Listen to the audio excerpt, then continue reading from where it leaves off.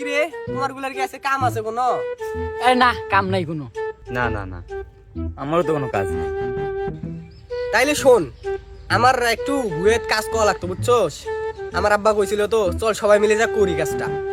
কি রে, আব্বার না আমাক গরু ঘাস কাটি দিবার গেছি। আল্লাহ আমার একদম মনে নাই, দোষ থাকলে আজ খবর না।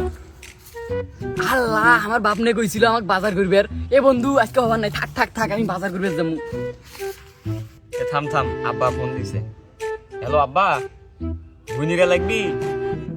এ বন্ধু আজকে হবার লয় রে, আব্বা আমাকে ভুইনির বেট ডাকছে।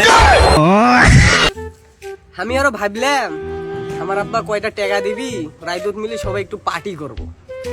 যা যা তোরা যা।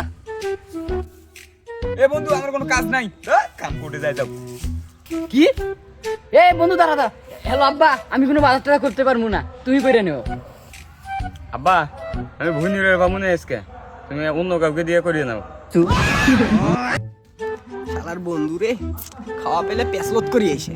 হোক হোক বন্ধু, চল চল খিলামুনি, মুড়ি খিলামুনি চল।